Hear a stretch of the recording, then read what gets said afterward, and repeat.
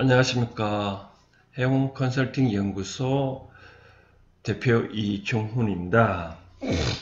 제가 어제까지 2020년 경자년 띠별로 새해 운세를 살펴봤는데, 독자분께서 왜 이런 운세가 있는지, 같은 띠면 다 그런 똑같은 운을 타고 나는지 질문을 하셔서, 오늘은 2020년 경자년 운세의 결론을 제가 한번 말씀드리고, 왜 이런 운이 펼쳐졌는지 그 논리를 제가 설명을 해 드리도록 하겠습니다.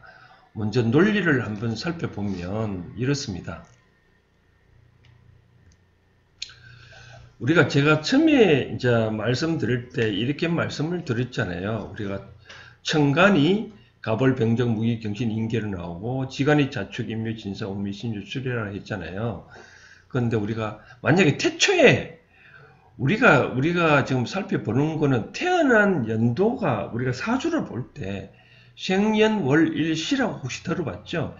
태어난 연도 월 일, 생년 월 일을 빠지는 일 시를 이제 사주로 하는데, 태어난 월 일 시, 이게는 뭐냐면 우리가 2020년을 경자년을 하잖아요. 만약에 태초에 어떤 일이 있었다면 이게 위에가 천간지간이가 태초에는 갑자년이겠죠. 갑자년이겠죠.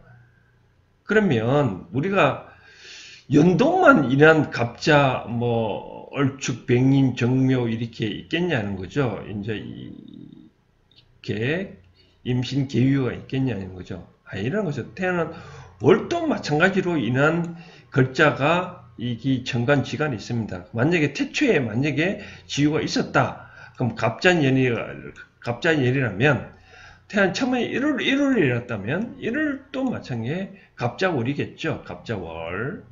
갑자월. 그러면 우리가 만약에 그 사람이 이 갑자년에 최초에 있었다면 갑자년이 되겠고, 또 만약 그 사람이 1월 1일 태어났다면 또 갑자월이 되겠죠. 또 갑자월이 있겠죠. 또 만약에 그 사람이 우리가 밤 11시부터 1시 사이를 자시라고 하잖아요. 또 1월 1일도 만약에 있다면 또 갑자일이 되겠죠. 갑자일. 또 태어난 시도 만약에 자시에 태어났으면 또 갑자시가 되겠죠. 그죠? 갑자, 월, 년, 갑자월, 갑자일, 갑자실. 그러니까 태어난 연, 월, 일, 시마다 천간과 지간이 있겠죠. 그렇죠? 그러니까 이런 천간과 지간이 항상 같이 움직이니까 글자가 두 개잖아요. 그렇죠? 그러니까 우리가 사주는 크게 네 가지 기둥이 있다. 그리고 팔자는 뭐냐? 바로 한 기둥 안에 두 개의 글자가 있잖아요. 이처럼 두 개의 글자가 있잖아요. 예를 들어서 원래 경자님이면 경자 두 가지 있겠죠. 이분이 예를 들어서 하나만 예를 들어서 임신년에 태어난 사람이, 그래서 생일이 만약에 음력으로 만약에 5월이다.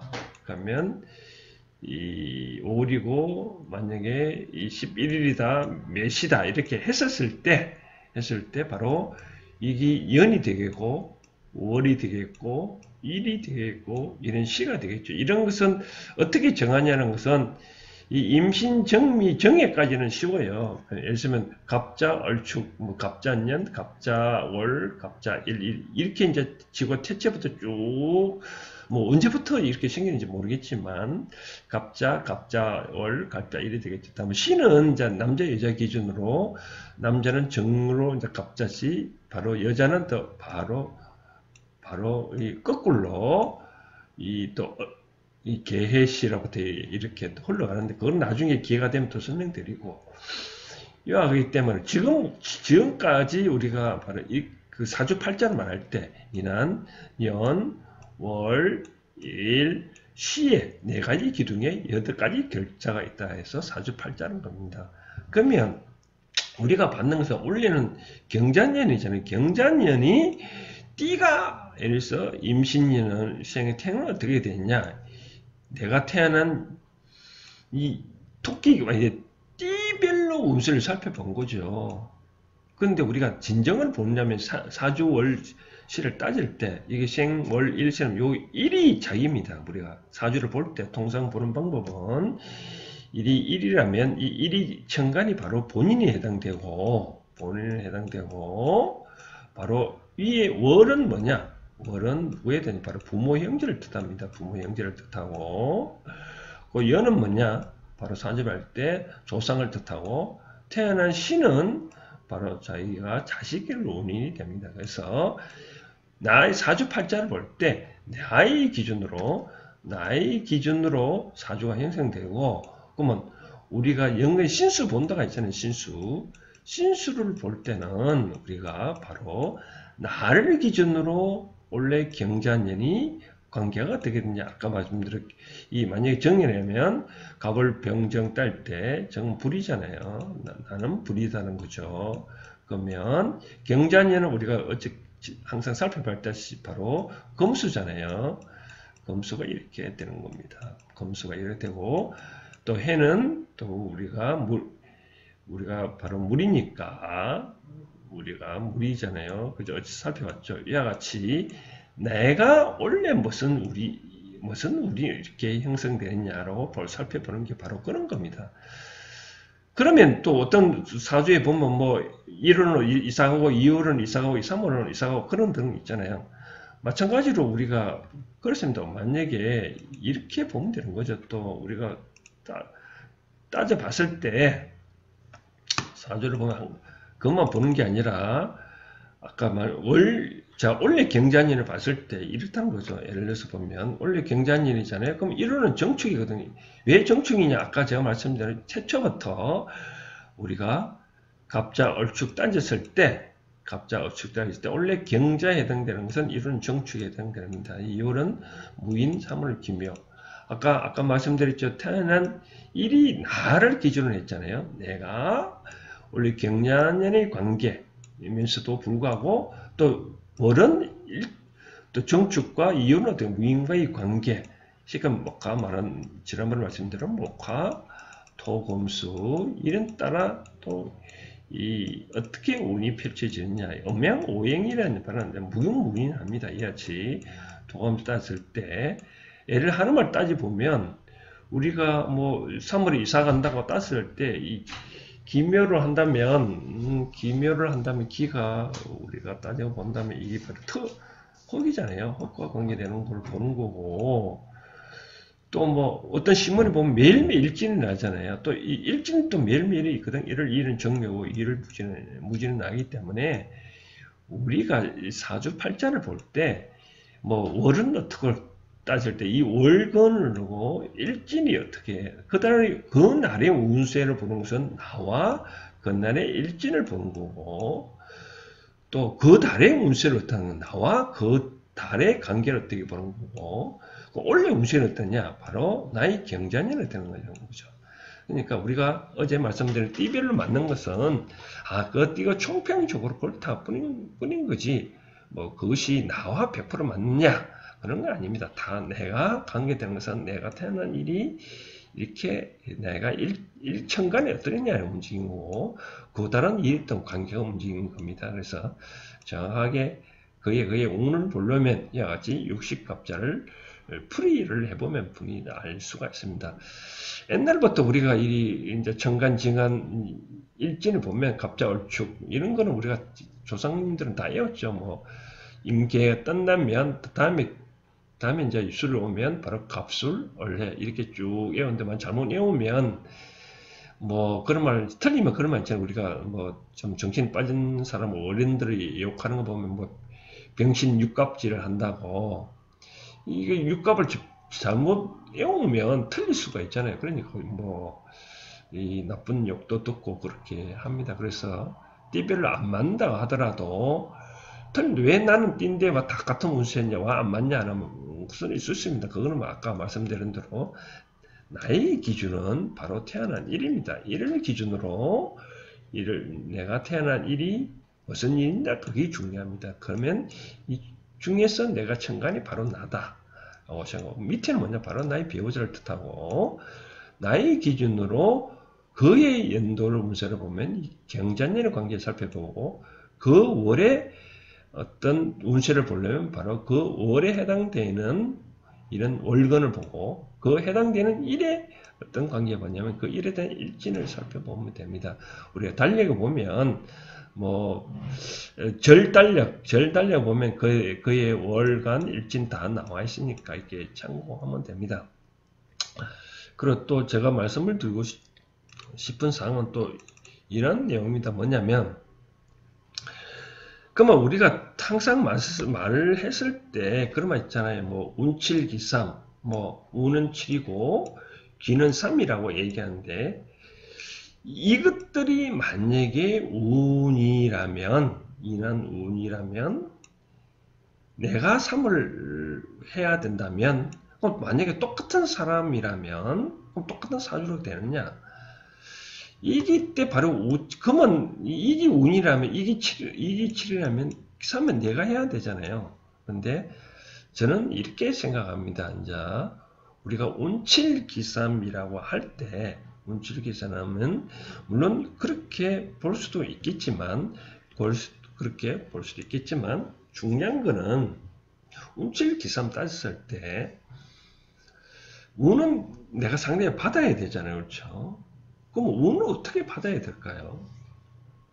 내가 가만히 있는데 누가 운이 올까요? 그렇지 않다고 보입니다. 내가 상대한테 먼저 인사를 하니 상대도 나한테 인사를 하지 않을까요? 또 내가 상대한테 제일 베푸고 나니 상대도 나한테 주는 거죠. 우리 회사에서 일을 할 때도 보면 내가 회사에서 일을 하니 그들의 월급 들어오고 연봉 인생이잖아요. 운은 저는 그렇게 생각합니다. 운은 내가 얼마만큼 상대를 위해서 받고자 하는 데서 얼마만큼 내가 베푸냐는 거죠. 내 주변에서 상태한테 나 참 운도 없다마는 그 사람 근데 과연 그 사람이 나의 주변인 사람들한테 얼마나 잘했냐 이거죠. 바로 그렇게 생각할 때 운은 내가 스스로 짓는다고 생각되어집니다. 그래서 그렇기 때문에 내가 뭐 사주가 나쁘다 등등 할 때 너무나 뭐 한탄하지 마시고 내 삶을 많이 베풀어 보십시오. 베풀면 반드시 운이 옵니다. 그런 말 있지 않습니까? 내가 생활할 때 저는 그렇게 생각합니다. 내 이웃에 잘하고 이 사회를 위해서 내가 뭘 하고 나를 위해서 무엇을 하고 인류를 위해서 뭐를 할 건가?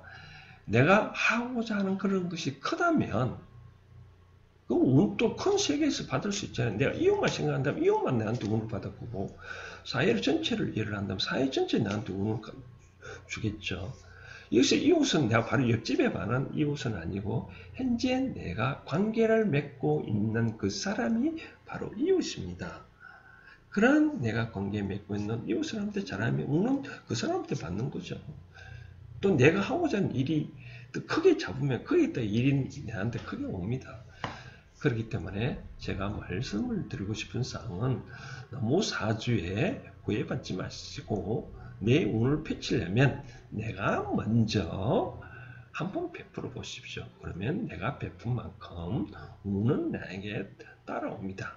자, 2020년 경자년에는 이러한 논리를 잘 기억을 하고 행운이 깃들기를 원합니다. 조만간에 제가 원래 2020년에 행운을 드리기 위해서 각자 어떻게 하면 운을 펼칠 것인지 행운을 드릴까요? 라는 책을 지난 크리스마스 날 출간을 한 바 있는데 가까운 서점이나 인터넷 서점에 교보문고나 등등 검색해 보면 찾을 수가 있을 것 같습니다. 자세히 이 책 내용에 대해서는 기회가 되면 또 설명을 해 드리도록 하겠습니다. 아무튼 2020년은 제 방송을 본 분뿐만 아니라 안 본 분들도 무궁한 행운이 깃들기를 기원합니다. 잠시만요.